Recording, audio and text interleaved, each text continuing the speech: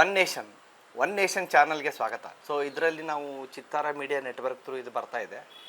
ಅಂದರೆ ಇದು ವಾರದಲ್ಲಿ ಒಂದು 3-4 ಸ್ಪೆಷಲ್ ಕಂಟೆಂಟ್ಗಳನ್ನು ನಾವು ಇದರಲ್ಲಿ ಕವರ್ ಮಾಡಿ ಜನರಿಗೆ ಇದ್ರ ಬಗ್ಗೆ ಅವೇರ್ನೆಸ್ ಕೊಡಬೇಕು ಅಂತ ಈ ಥರದೊಂದು ಕೆಲವು ಕಾರ್ಯಕ್ರಮಗಳು ನಾವು ಇವತ್ತಿಂದ ಹಮ್ಮಿಕೊಳ್ತಾ ಇದ್ದೆವು.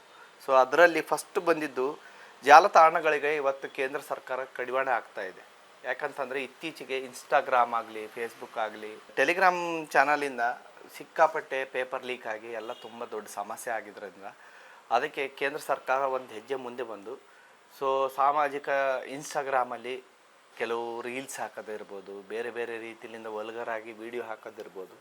ಸೊ ಈ ಥರ ಎಂಥ ನೀಚ ಕೃತ್ಯಕ್ಕೆ ಇಳಿದಿದ್ದಾರೆ ಜನ ಅಂತಂದರೆ ಅದಕ್ಕೆ ಕೆಲವೊಂದು ಇನ್ಸ್ಟಾಗ್ರಾಮ್ ಪೇಜ್ಗಳನ್ನು ನಾವು ನೋಡೋಕ್ಕೆ ಆಗಲ್ಲ. ವ್ಯೂಸ್ ಬರಲಿ, ಕಮೆಂಟ್ಸ್ ಬರಲಿ ಅನ್ನೋದು ಒಂದು ಹುಚ್ಚಾಟಕ್ಕೆ ಬಿದ್ದು ಏನೆಲ್ಲ ಮಾಡ್ತಾ ಇದ್ದಾರೆ ಅಂತಂದರೆ ಸೊ ಅದನ್ನು ಕಡಿವಾಣ ಹಾಕಬೇಕಂತ ಕೇಂದ್ರ ಸರ್ಕಾರದ ಒಂದು ದಿಟ್ಟ ಹೆಜ್ಜೆ ಇಟ್ಟು ಅವರು ಕೆಲವು ಸೈಬರ್ ಕ್ರೈಮ್ ಆಗಿರ್ಬೋದು ಇದರಿಂದ ಜಾಸ್ತಿ ಆಗ್ತಾಯಿದೆ. ಈಗ ವಾಟ್ಸಪ್ಪಿಂದ ವೀಡಿಯೋ ಕಾಲ್ ಮಾಡೋದು, ಕೆಲವೊಂದು ಅಕೌಂಟ್ಸ್ ಹ್ಯಾಕ್ ಮಾಡಿ ಸೊ ಅದರಿಂದೆಲ್ಲ ನಿಮ್ಮ ದುಡ್ಡು ಕಳ್ಕೊಂಡಿದ್ದು ಸುಮಾರು ಉದಾಹರಣೆಗಳಿವೆ. ಸೈಬರ್ ಕ್ರೈಮಿಂದ ಕೂಡ ಸುಮಾರು ಉದಾಹರಣೆಗಳಿವೆ. ಅದರಿಂದ ಇದಕ್ಕೆ ಕೇಂದ್ರ ಸರ್ಕಾರ ಮುಂಚೆ ಆ್ಯಕ್ಚುಲಿ ಇದಕ್ಕಿಂತ ಮುಂಚೆನೂ ಕೇಂದ್ರ ಸರ್ಕಾರನೇ ಒಂದು ಪ್ರಮೋಟ್ ಮಾಡ್ತಾಯಿತ್ತು, ಅಂದರೆ ಡಿಜಿಟಲ್ ಪ್ಲ್ಯಾಟ್ಫಾರ್ಮಿಗೆ. ಸೊ ಡಿಜಿಟಲ್ ಪ್ಲ್ಯಾಟ್ಫಾರ್ಮಿಂದ ಡಿಜಿಟಲ್ ಅಕೌಂಟೆಬಿಲಿಟಿ ಮಾಡಲಿ, ಡಿಜಿಟಲೈಸೇಷನ್ ಆಗಬೇಕು ನಮ್ಮದೊಂದು ಇಂಡಿಯಾ ಅಂಥೇಳಿ ತುಂಬ ಒತ್ತು ಕೊಟ್ಟು ಮೋದಿ ಸರ್ಕಾರದವರು ಒಂದು ಒಳ್ಳೆ ಹೆಜ್ಜೆನೇ ಇಟ್ಟಿದ್ರು. ಸೊ ಅದನ್ನು ಸದುಪಯೋಗ ಎಷ್ಟಾಗಬೇಕೋ ಅಷ್ಟು ಆಗ್ತಾನೇ ಇಲ್ಲ, ದುರುಪಯೋಗನೇ ಜಾಸ್ತಿ ಆಗ್ತಾಯಿದೆ. ಟೆಲಿಗ್ರಾಮ್ ನಂತರ ಇನ್ಸ್ಟಾಗ್ರಾಮ್ಗೂ ಕೇಂದ್ರ ಸರ್ಕಾರ ಒಂದು ಕಡಿವಾಣ ಆಗ್ತಾಯಿದೆ.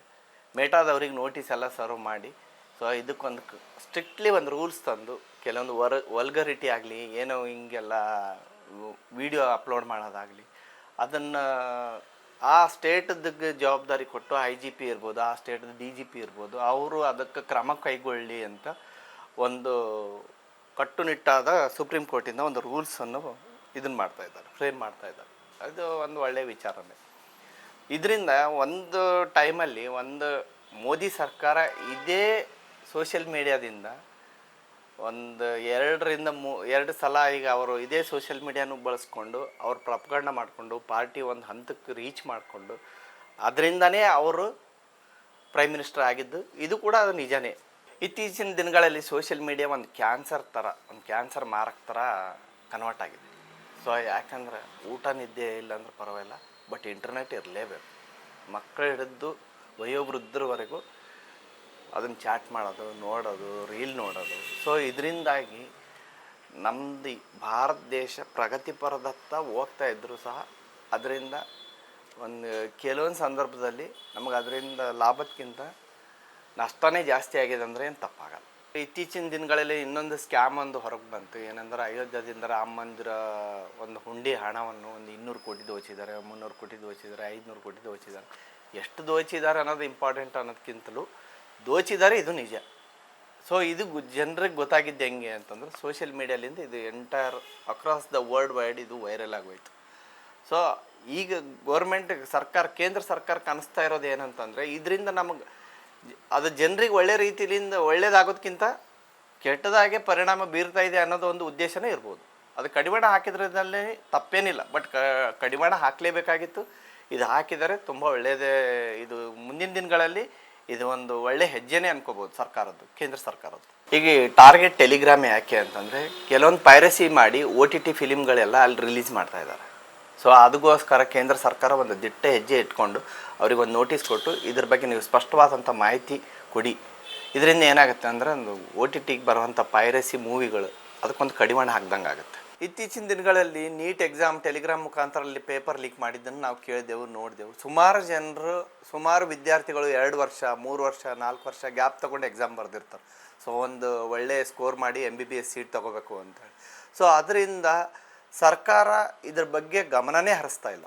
ಸೊ ಹೆಂಗೆ ಲೀಕ್ ಆಯಿತು, ಏನಾಯಿತು ಅದ್ರ ಬಗ್ಗೆ ಸ್ಪಷ್ಟನೆ ಕೊಡುವಂಥದ್ದು ಚಿಂತನೆ ಮಾಡ್ತಾ ಇಲ್ಲ. ಅದರ ಬಗ್ಗೆ ಏನಾದರೂ ಪೋಷಕರಿಗೆ ಅದರ ಬಗ್ಗೆ ನಾವು ವಿವರಣೆ ಕೊಡಬೇಕು. ಮುಂದಿನ ಭವಿಷ್ಯಕ್ಕಾಗಿ ನಾವು ಏನೆಲ್ಲ ಒಳ್ಳೆ ರೀತಿ ಕ್ರಮ ಕೈಗೊಳ್ತಾ ಇದ್ದೇವೆ ಅನ್ನೋದನ್ನು ಹೇಳ್ತಾ ಇಲ್ಲ. ಇದು ಎಲ್ಲಾದರೂ ಒಂದು ಕಡೆ ಬಂದು ಅವರು ಜನರಿಗೆ ಹೇಳಿದರೂ ಒಂದು ಒಳ್ಳೆಯದಾಗಿರುತ್ತೆ. ಅದೇ ರೀತಿ ಸಾಮಾಜಿಕ ಜಾಲತಾಣಗಳಲ್ಲಿ ನಾವು ನೋಡ್ತಾ ಇರ್ಬೋದು, ಇತನಲ್ಲಿ E20 E20 ಏನಂತಂದರೆ ಒಂದು ಪೆಟ್ರೋಲಲ್ಲಿ ಇಥನಾಲ್ ಮಿಕ್ಸ್ ಮಾಡೋದು ಒಂದು 20% ಮಿಕ್ಸ್ ಮಾಡಬೇಕು ಅನ್ನೋದು ಒಂದು ಕೇಂದ್ರ ಸರ್ಕಾರ ತಂದಂಥ ರೂಲ್ಸ್ ಇದು.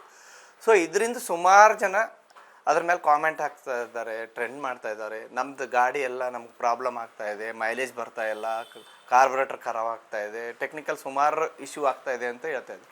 ಬಟ್ ಅವ್ರು ಏನು ಹೇಳಿದರು, ನಾವು ಪೆಟ್ರೋಲ್ ಇಥನಾಲ್ ಮಿಕ್ಸ್ ಮಾಡೋದ್ರಿಂದ 15 ರೂಪಾಯಿಗೆ 1 ಲೀಟ್ರ್ ಕೊಡ್ತೀನಿ ಅಂತ ಹೇಳಿದ್ರು.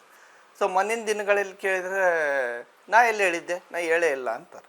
ಇದರಿಂದ ಜನರಿಗೆ ಒಂದು ಗಮನಕ್ಕೆ ತಂದು ಇದರಿಂದ ಲಾಭ ಇದೆನೋ ನಷ್ಟ ಇದೆನೋ ಕರೆಕ್ಟಾಗಿ ಕೇಂದ್ರ ಸರ್ಕಾರ ಪರಿವಹನ ಮಂತ್ರಿ ಆದಂಥ ನಿತಿನ್ ಗಡ್ಕರಿ ಅವರು ಇದೊಂದು ಸ್ಪಷ್ಟನೆ ಕೊಟ್ಟರೆ ಚೆನ್ನಾಗಿರುತ್ತೆ.